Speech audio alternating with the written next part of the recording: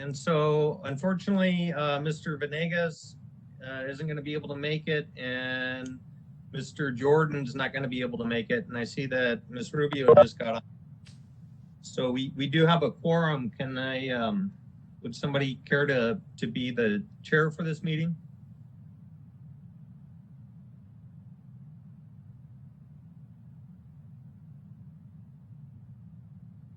All right, Mr. Jones.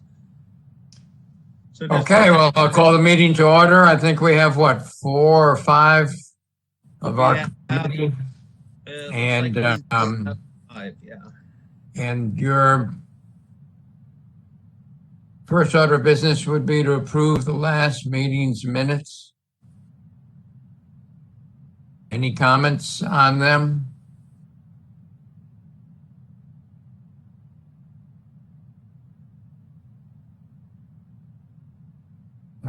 I had them up, but I don't know where I put them.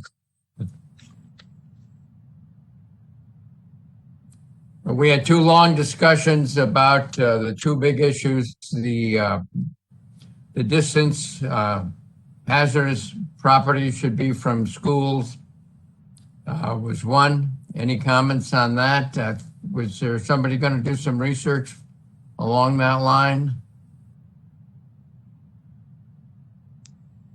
Joanne, you were vocal about that a month ago.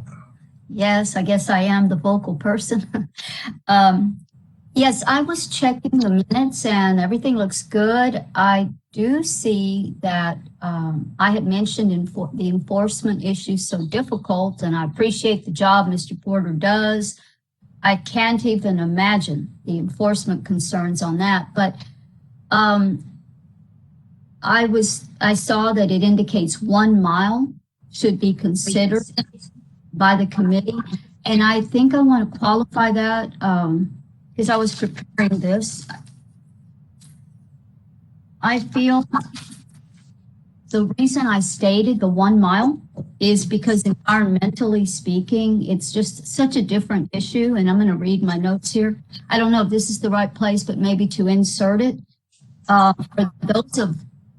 For those subdivisions such as Wolf Creek, Green Ranch, La Bota, who only have 1 entrance and 1 exit from their respective subdivisions, I do believe the city is in the position to require a distance requirement for future school sightings, even though I realize, John, you made an excellent point. A lot of times the land is donated, and that plays into the financial figures that schools use in their budgeting. But I'm saying, I think my recommendation, I don't know if I said 1 mile, but I'm willing to, if I said that, fine.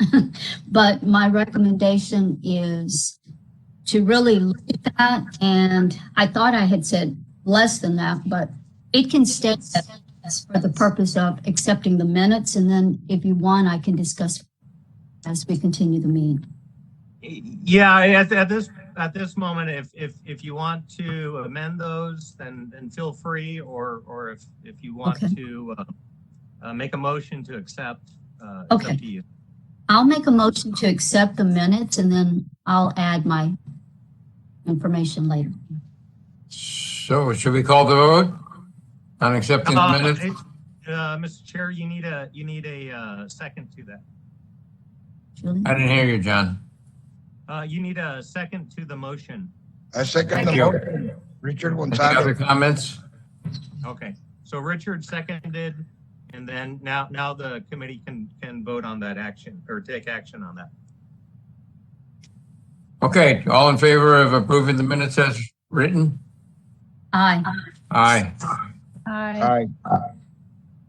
Okay, the And next.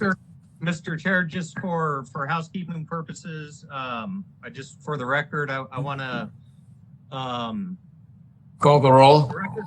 Right, correct. I don't know everybody who's pictured before me, so should we just call our names? I'm Jeff Jones. I see John and Joanne. And we have Julia Rubio and Richard Gonzalez on, and Bianca Brewster. So we do have a quorum of, and those are the committee members that I see on the screen. Okay, moving on to your agenda. Any discussion of the other big point in the minutes, which was the water use, the xeroscaping topic. Any comments on that?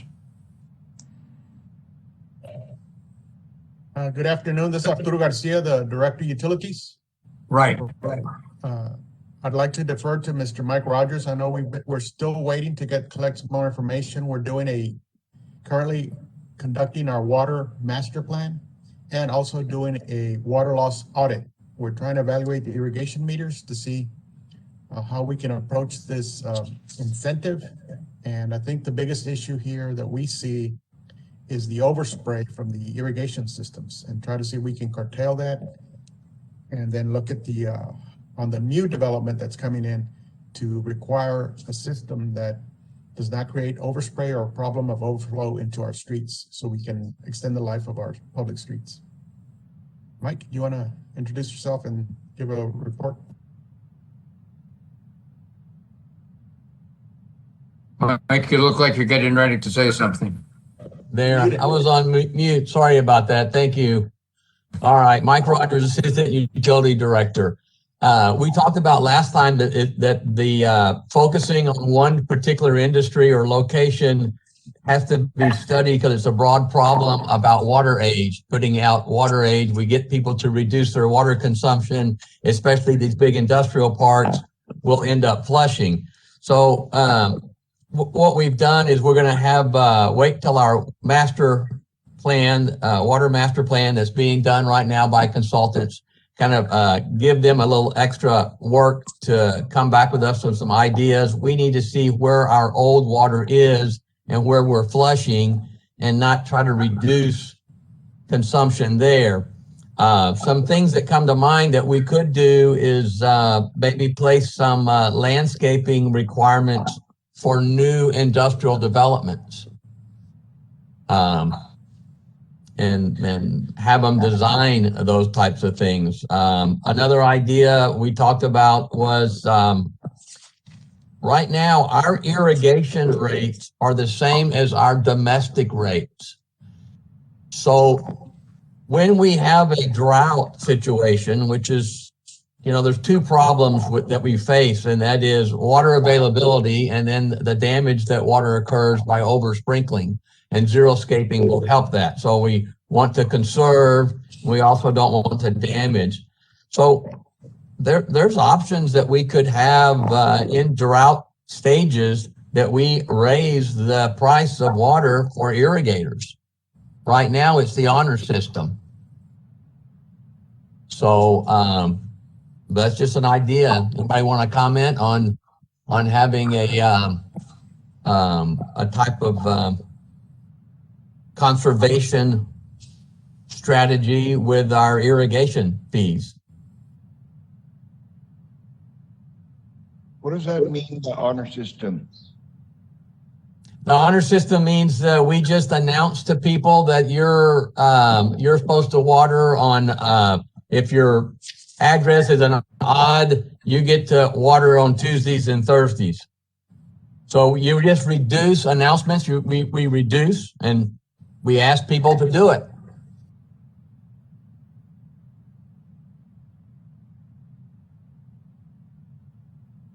There's really no way I could tell if they're watering on their right days. That's what I mean by the honor system.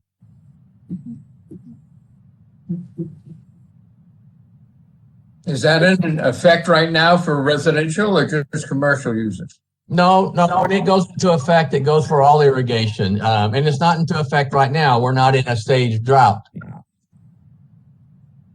I thought we were always in a drought. No. So I can just tell you for right now, I think our first step would be to come up with some code or ordinance that we require new landscaping to have a design to meet certain water conservation methods. and xeroscaping is the term. And we can't do anything retroactively. Right? I wouldn't think that we could. And we're just working on a proposal to recommend to city council. Correct. So, I mean, it goes back, economics 101. If you want less of something, you tax it. So if we want people to conserve water, we need to have a rate structure that they would take the incentive to design less water use.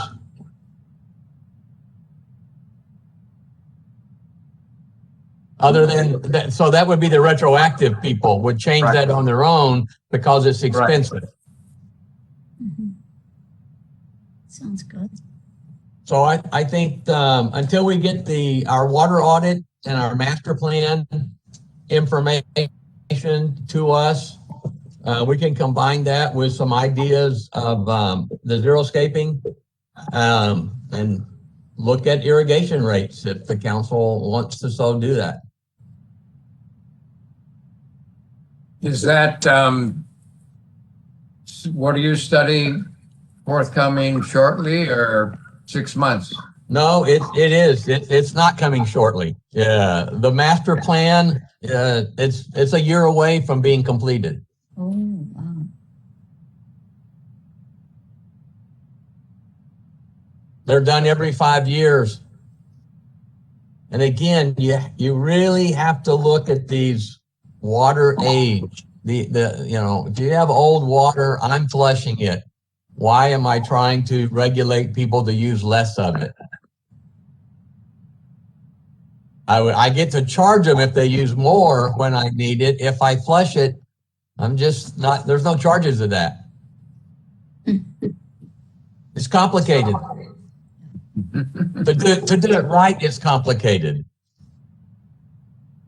That's what makes life interesting. It's good things to think about. Right. Just a question, Mr. Rogers, could you include, because I was checking that we discussed those non-spraying bubbler systems, could that be incorporated into those conservation standards or future? Yes, sure. I have no experience in irrigation systems, but I'm sure, the term xeroscaping has some regulations about that. I'll have to work with John or the planning department to how that's defined, or a professional irrigator to help us with that. But I think those are the styles that we would use, are required to be used, so that we get away with the overspray that's destroying our roads. Right, you hear a lot about that. You see it in your neighborhoods. I see it in my neighborhoods. People are spraying too much.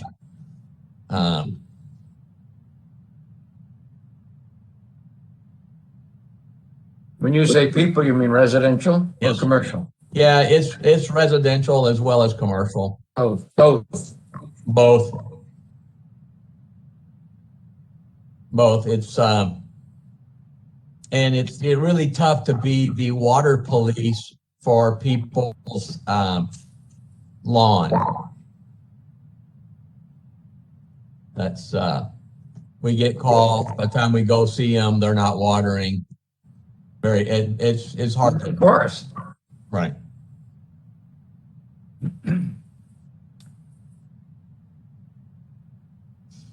So I think Any proposals, anything we need to vote on here? I don't think so. Joanne? I like Mr. Bianca, you've been quiet. Are there any guidances available for the community as far as xeriscaping, like what kind of plants and like, I mean, we know xeriscaping, but there's many people that really don't know what the term actually means and just kind of plants that are kind of approved for xeriscaping. No, I agree. I don't know that I have anything up on our website. John, do you? Is there? Yeah. So the xeriscaping ordinance that's on the books right now, which is voluntary, they've got a pretty comprehensive list of plants for xeriscaping.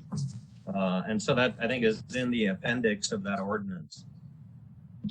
I can take the approach to just kind of like, like simplify it and do something catchy to where this is very simple information and the most common used and pictures and all that stuff. I can get that going. Yeah, why don't I send the committee the existing xeriscape ordinance, and that does have a plant list.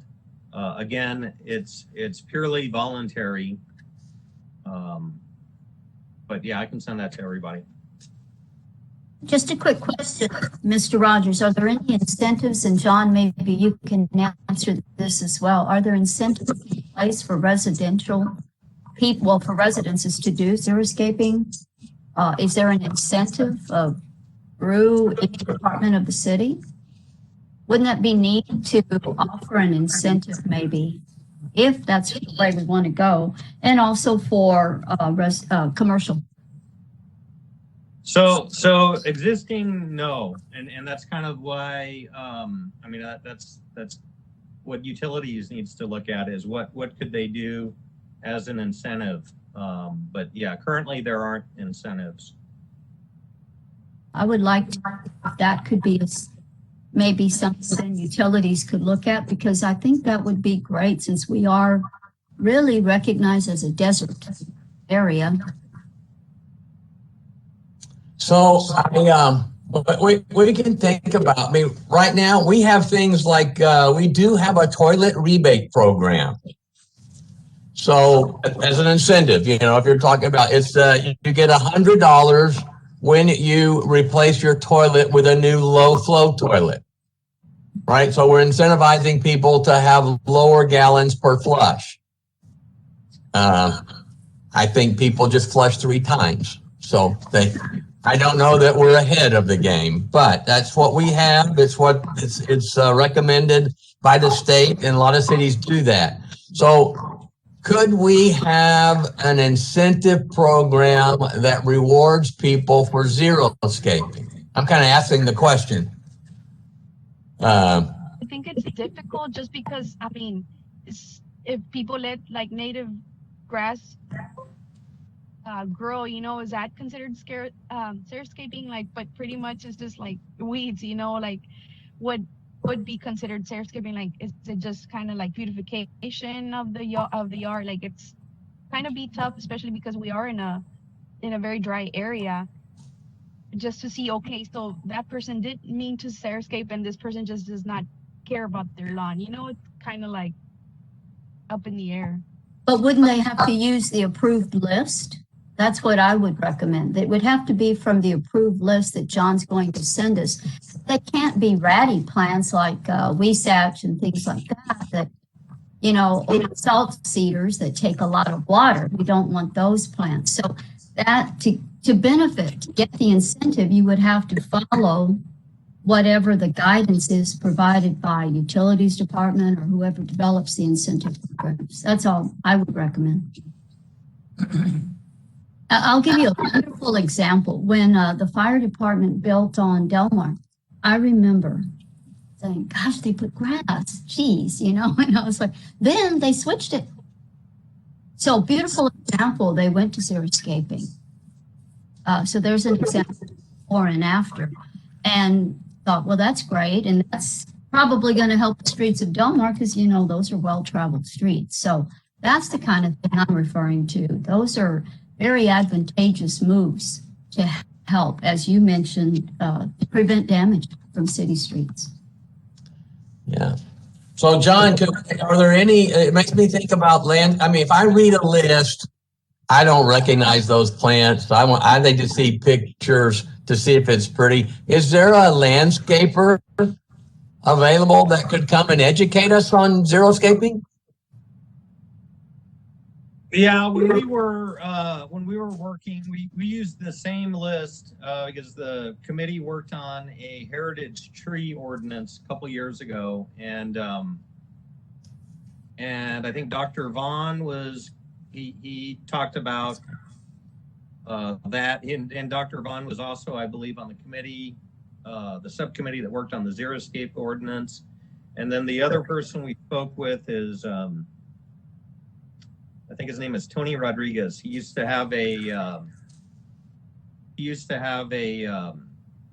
write for that publication Laredo's. I'm sure everybody remembers that. I think he was a medicine man. So he's a good resource as well. And I can contact them, see if they want to join us next time. Yeah, how do if I remember, the council directed us, I guess, to look at xeroscaping for industrial facilities. Yeah. And we can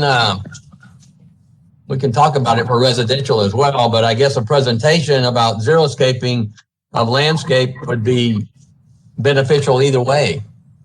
And I think we've got a good ordinance now. It's just what council wants is how can we, either through incentives or through, either through stick or carrot, get industrial to utilize that ordinance.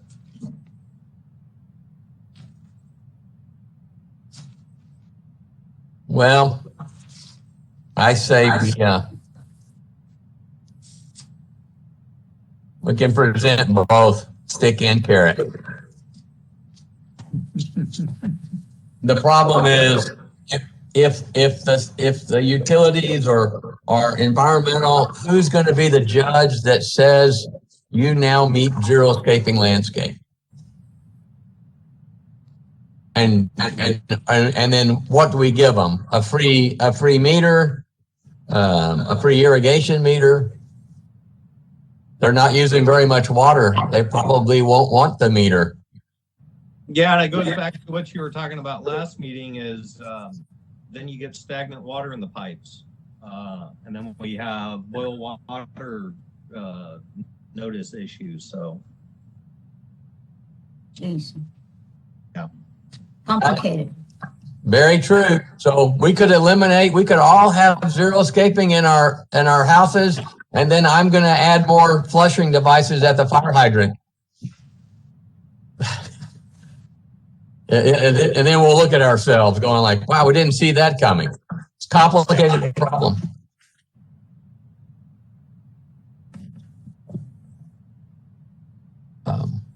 But maybe our rates, maybe we adjust our rates so that houses that are using very little amount of water for landscaping have lower charges and a tier structure.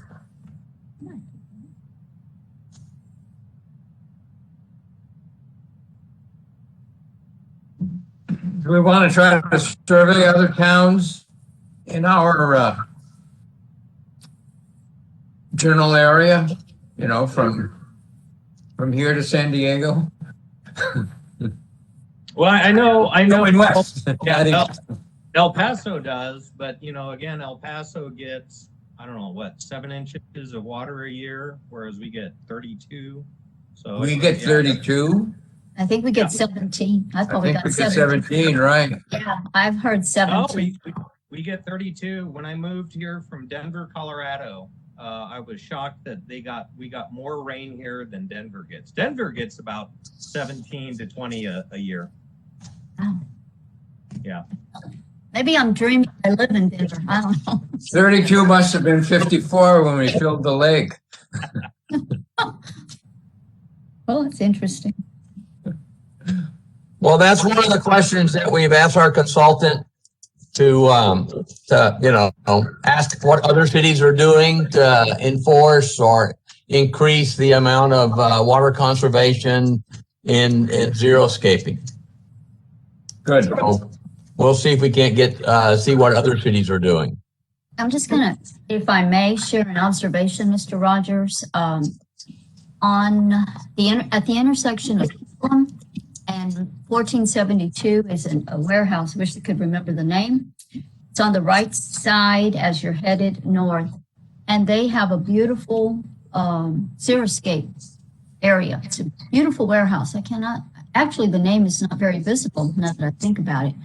And I wonder how often, I mean, it would be interesting to know how often you have to flush there since they have a beautiful Xeroscape project. It's on the corner of Killam and 1472. The other area I'm thinking about is Expeditors that have a beautifully landscaped area, but it's not Xeroscape. It's a lot of green. And it's beautiful because we need some beauty, right?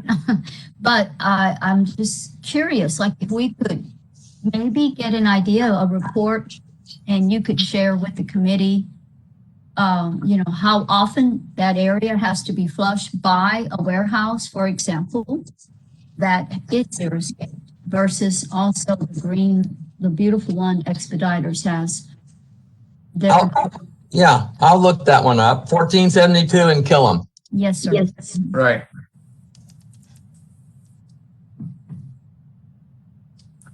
Okay, John. All right.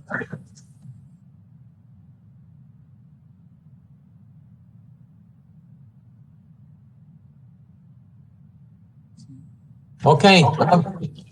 Thank you.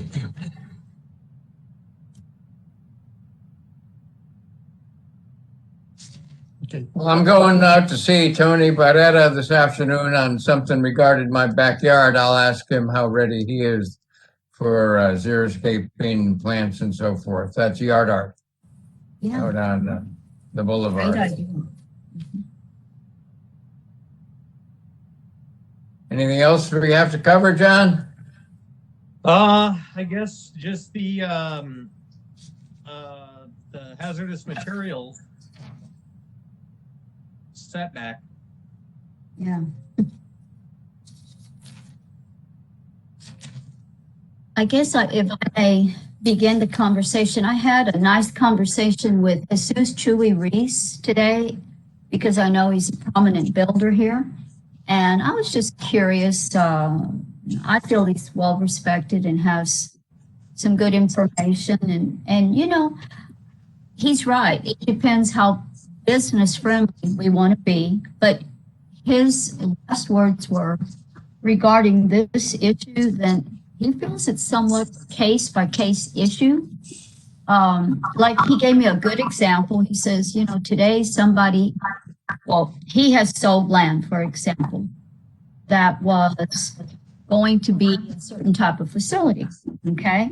And then the zoning behind it is M1, right? So now maybe a school district might want to buy that land because it's vital to, like the overcrowding situations that, for example, UISD might experience. So they may want to change that M1 zoning that exists to, the appropriate zoning for a school. So I really listened to him at length. He said there's so much that goes into that and the needs of the schools. And I know the item itself is about implementing a distance requirement from schools, and especially with, industrial zones. So, I really listened to that, and I see his point about case by case. But I think I just want to go on the record too, environmentally speaking, as I spoke, it's because maybe a school will be built down the road. I know Achero is being built and it should be complete in 2023. And that is off of, I think, someplace off Riverbank. But going back to what I said originally, for those residents who live off Mines Road, okay, who only have one entrance and one exit, I think that's a concern. And of course, I live in one of those. I live in La Bota, but there's also Green Ranch. There's also Wolf Creek and possibly other areas. And residential developments, unfortunately, have only one entrance and one exit. So this is a highly industrialized area. And yes, there are hazardous materials that are stored in warehouses nearby, and I shared that at the last meeting. So I do have that conviction, and I have a strong belief that it is wise for us to recommend to the city to require some type of distance requirement for future school sightings. We can't do anything about what presently exists. We're aware. So I am inclined to put a recommendation forward. It's something to discuss since there's 5,280 square feet in a mile. I'm willing to concede. John pointed out, that's quite a bit. But I feel 2,000 feet is minimum, but I'd really like for us to discuss this.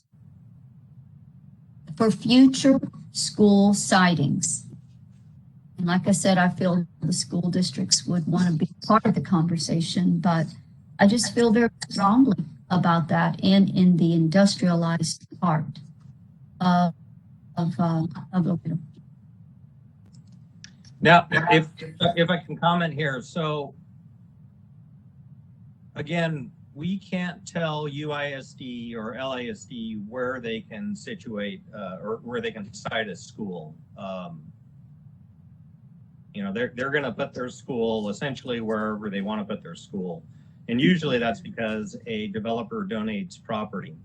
So the only way we can regulate this would be we would not allow industrial warehouses that need hazmat permits to be within X number of feet from a school. So I think if the committee could look at it that way, it's not The other way. And schools can be built where permitted warehouses can be sited.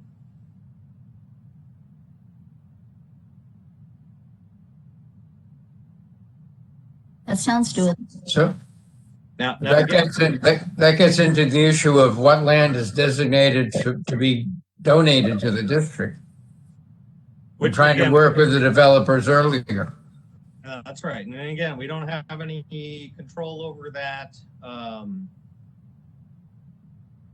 We've got our development process where people bring in master plans and that gives us an idea where these things are going to be. But even at that, if the school is given land, then they're going to build a school there.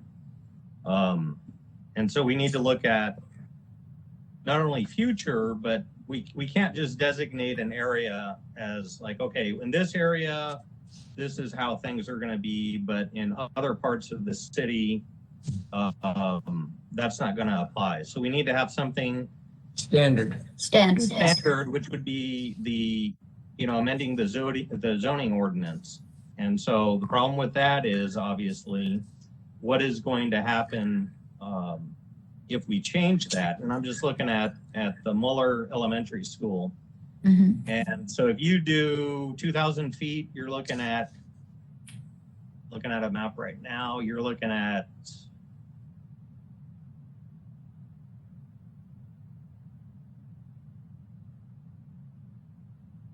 I don't know, 60, 70, 80 warehouses that you affect. If you do a radius of 2,000 feet, and then it's not just that area. If you do 2,000 feet from United High School, the new one, you're looking at a pretty substantial number of warehouses. Wow. If you look out at 359, of course, 359 started off as industrial. You're getting more homes, you're getting schools, but you're going to knock out a bunch of warehouses. If you're looking at west side of Laredo by Dovalina Elementary, you're looking at a couple of dozen warehouses that would be affected by that. And so we're in the end we're talking about literally hundreds of warehouses that would be grandfathered in, but as soon as, let's say, they're leasing that space to a company and that company moves out, right, then nobody can move in that's going to have hazardous materials. And we just don't have the luxury of unlimited land to house these. And that's going to be a big problem. You're going to have a lot of warehouse owners that are saying that they essentially now can no longer lease to any warehouse or any freight forwarder that's going to have hazardous materials, and that's going to be have some major consequences for us. So what is your proposal? I think 300 to 500 feet would be acceptable. I think that would certainly be a buffer, and it certainly would affect some warehouses around Muller. It would probably affect some warehouses possibly on 359.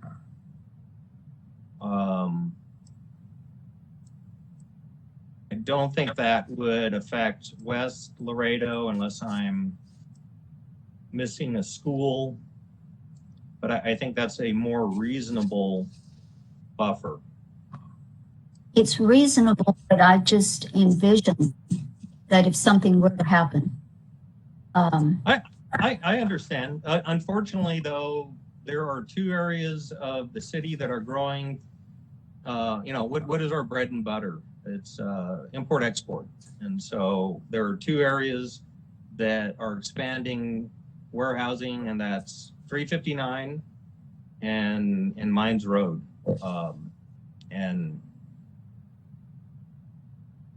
I wish 40 years ago somebody else had better plans for master planning than the city, but it didn't happen that way. I will go back further. I did invite, and maybe she has something to say. I did invite Sophie Garcia. She's our new assistant city attorney, and so I did invite her on this meeting, and maybe she has some comments as well. Hi, good afternoon. So yeah, I did some research and I did find that, of course, the zoning ordinance has to be reasonable, right? And the Supreme Court has upheld that if a property regulation goes too far, it could be recognized as a taking in violation of the Fifth Amendment due process, right? And a regulatory taking can be considered if the regulation interferes with the owner's investment-backed expectations, while considering the economic impact of the regulation on the property owner. So I do think that if it's going to affect a lot of businesses, they can certainly maybe bring a case forward, right? Saying that this is considered a taking of their property because they can't use the property as they expected to use it, especially if it's a property that's a lease, right? That they lease to companies that hold these materials, right? And I also researched other cities, other situations where they have these buffer zones, and they were usually between 300 and 500 feet. I did see one, I think that was 600 feet as well. So I guess 300, from 200 to 600 feet, I would say.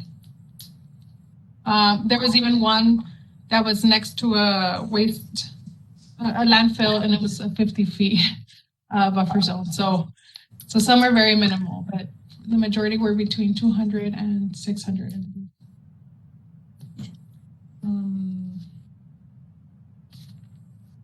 So, yeah, I mean, I want to avoid further litigation if this is implemented, right? We wouldn't want a lot of angry business owners. Right. Filing something. And if y'all have any questions, let me know. I'm here, available.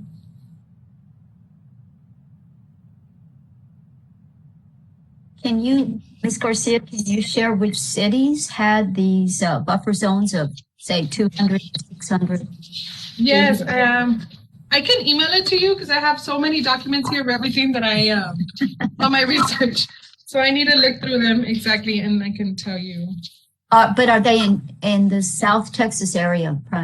No, I don't believe they were South Texas. Are they in Texas? Some were and some were not. Okay. But I can send you my resources as well, the research. Now, Gil, were you doing research for future development, or you're just checking the ordinances as they are? I was just checking in general. I was looking up cases regarding zoning ordinances, as they are, yes. Okay, good. I think we're quite ready to go to the city unless we want to do a recommendation, like John said, of the three.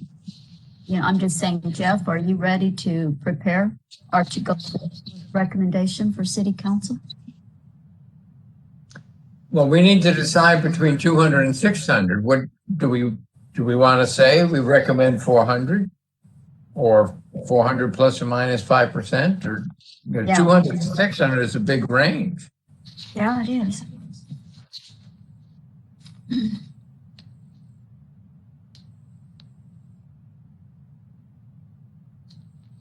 Any other comments?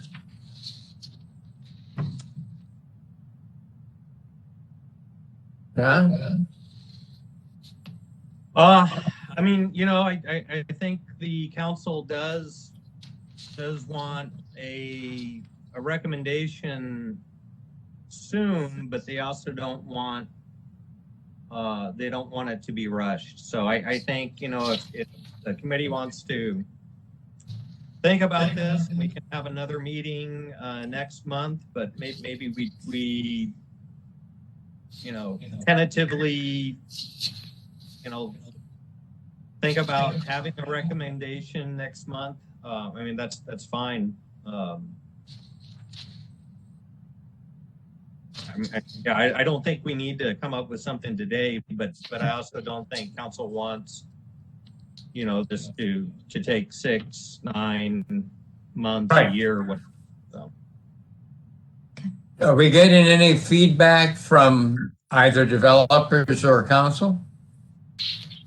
No, but I guarantee you we will once you make it. Yep. Well, that's why I reached out to Mr. Reese. I want to be fair in researching the issue because, I mean, we're an environmental, right, advisory, but I also want to hear different perspectives. Joanne, was that Jesus you were talking about? Yes, yes. I think Art has something to say. I'm listening into your discussion, and what I may suggest is identify, I guess, the areas that will be impacted. Say you do a 200, 400, and a 600, see how many businesses will be impacted. Because in that way you can say, okay, we're gonna affect at 600, we're gonna affect 1,200 warehouses. At 200, we're gonna affect maybe 40. You know, so that way you know the magnitude of your recommendation. And that I like that a lot, Art. And I'm glad that you brought that up because there happens to be an employee that works for you, Adrian Goss, who could do just that. He could do 200, 300, 400, 500, 600. I like that. In a map. I think that would be very beneficial for the committee. That way you know the impact of your decision. Yeah. Of the recommendation. I also found, in our land development code, other storage of like chemicals, fertilizers, pesticides have to be 200 feet from a residential area. This is for the city of Laredo, right? And then also flammable products must be stored at least 600 feet from a residential area and 200 feet from a business district. So those are some of the numbers that I found for Laredo already.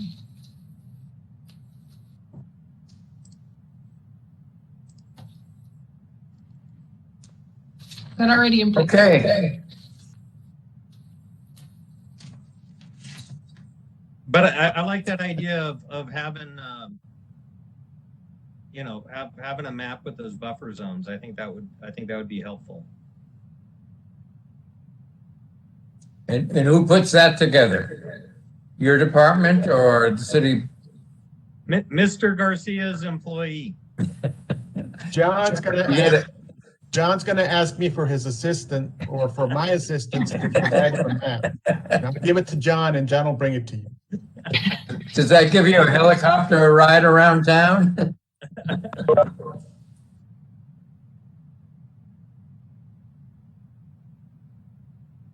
Yeah, but we'll work on that. Yeah, we'll have something for the next meeting. I think that will be good. Welcome, Blasita. Hi there. I just finished with the Rotarians. Right. It was a good presentation, and I just decided to see if y'all were still on. So I don't want to interrupt. Okay, John, anything, do we just adjourn or? Unless somebody is there anything that anybody wants to put on the next meeting other than these two items? Follow up on all these, right? Yeah.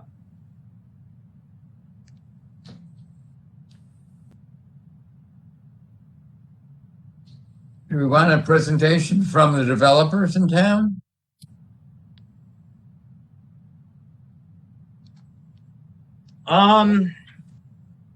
Why don't we see how this is going to affect who this is going to affect, and then maybe we can invite some developers. Right. And Jeff, may I suggest that you invite Tony Barrera or someone who deals with the landscaping, and maybe they could share some wisdom. Okay, I'll mention that. I'll ask him today. Good idea. If there's no other business, we can adjourn. Can I get a motion to adjourn in a second? I make a motion to adjourn the meeting. Thank you, Joanne. I second the motion. Thank you, Ricardo. All right. You've been quiet today. Yeah, I'm trying to save my All battery. in favor of adjourning? Richard Gonzalez, I'm in favor. Yes, sir. Thank you, everybody. Thank you.